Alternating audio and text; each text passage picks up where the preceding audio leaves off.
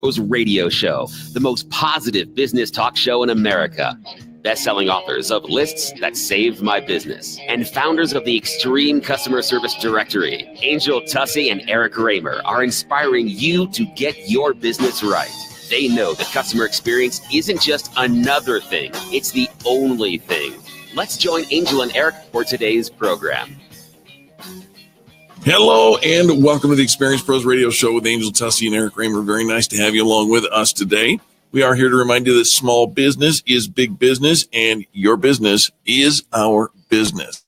We are super excited to have you joining us today. We'll talk a little bit about reinventing customer service. Reinventing, what happened to the original?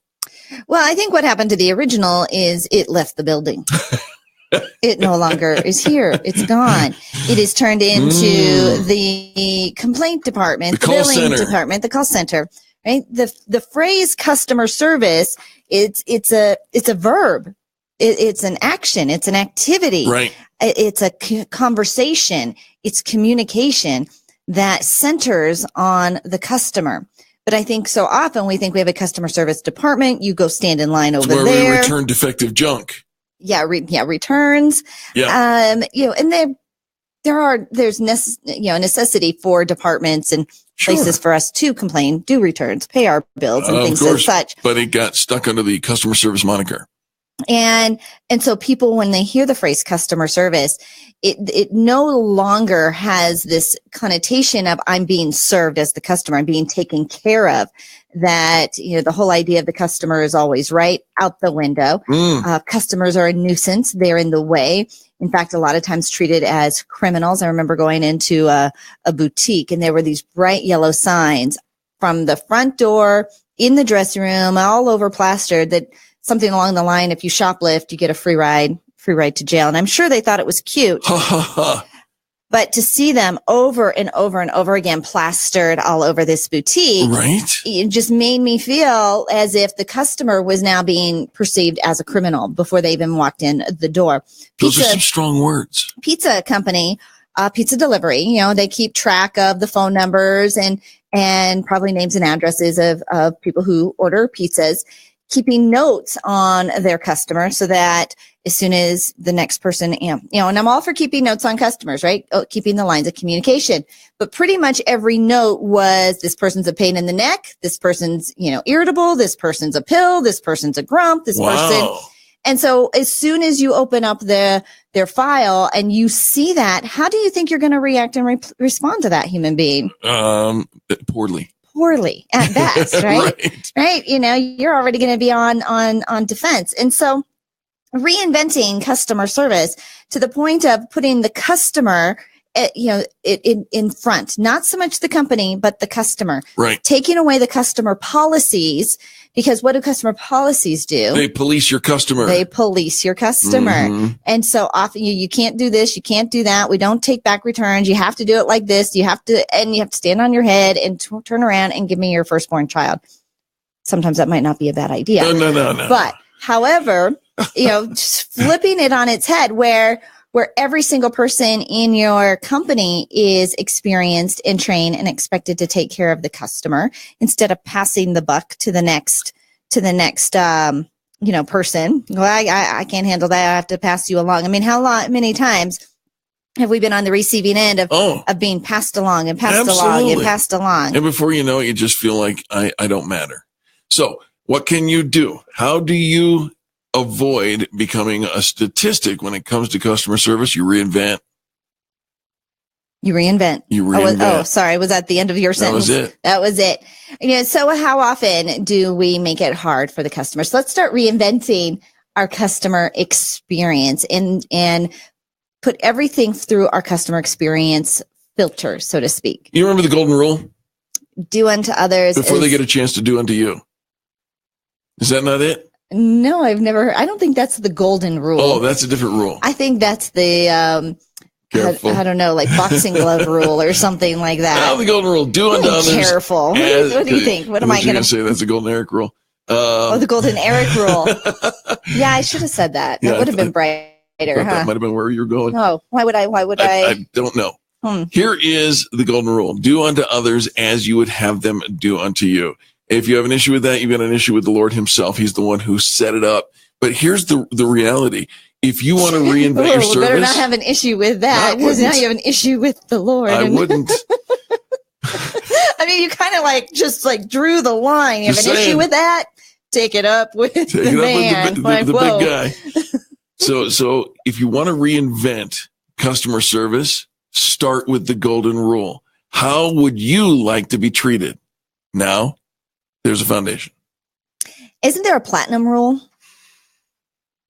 Do unto others as they would have you do unto them. Yes. Is that yes, what you're talking about? I think so. Pretty sure. And the premise behind it is it's semantics, really. Yeah.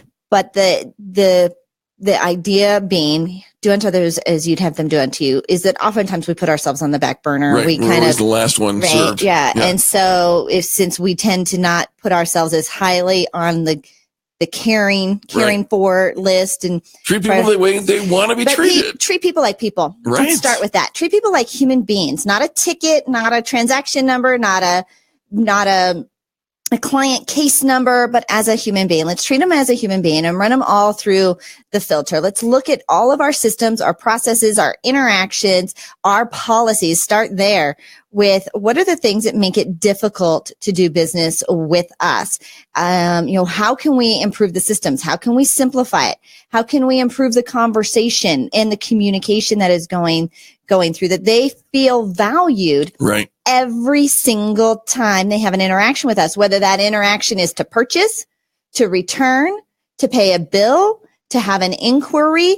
In fact, today I had a magical customer experience. You did. I mean, it wasn't like a fan brag because it was just good customer service, but it was magical because it was good customer service.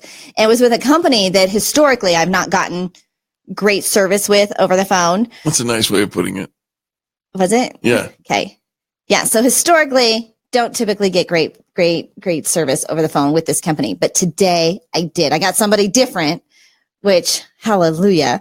And so they took care of a question that I had and she did it very nice. And I was super grateful, Absolutely. Super nice. It was kind of magical because I knew calling them up. It was kind of, it's a risky thing because you're going to get poor service. And this is actually why I don't do business with some companies. I don't even shop there because of their return policies.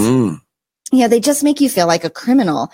Anytime asking for your money back or having a return. Right. I love it. This is one of those things that Target makes it so easy. Because even if you don't have your receipt, if you have the credit card that you paid for it with, right, they can look it up. You don't have to like rummage through, prove it was you. For your driver's license, fill out this paperwork. Now I got to get somebody else to come over here and turn the little key in the register to approve it. Right? I mean, these are the pain is real. So the pain is real. Anytime you can make it super friendly and easy. So I will go there over and over again.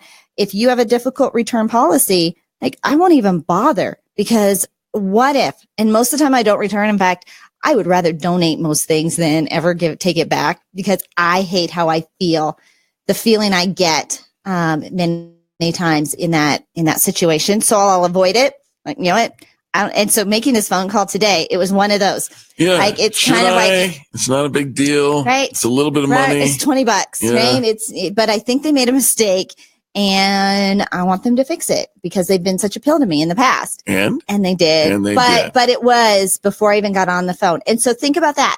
If any part of the interaction with your business is challenging, this is the overwhelming emotion that you're creating in your customer base. And if we're trying to create loyal customers who refer others and become lifelong fans, then we have to eliminate every hiccup. We have to reinvent the customer experience. And reinventing that customer experience starts with that golden rule, but ends, well, it should never end because you hopefully will have a lifelong customer. And that's you engage in a relationship. It doesn't matter what business you're in, folks. You're in the relationship business, right? This is the service that never ends. It goes on and on, my friends. Wow, I haven't heard that song in a long time. Yeah, now hopefully. It's going to be an earworm. Yeah, thank you very much. Where's my sock puppet? I need that. All right. Well, that is the notion behind reinventing customer service. And take a look at your customer service to see what you are doing. Where is there room for improvement? And if you're honest with yourself and you do a self-assessment that is honest, then you have a place to begin. If you can't be reasonably honest with yourself, then get somebody else to give you that feedback. Your customers will tell you if you ask them. We'll be back right after these messages. You're listening to Angel and Eric. This is the Experience Pros Radio Network, home of positive business talk. For the archives of this broadcast and every program that we do, go check out experiencepros.com/experience.com/radio. Click on the archives button. Back after this. The Experience Pros.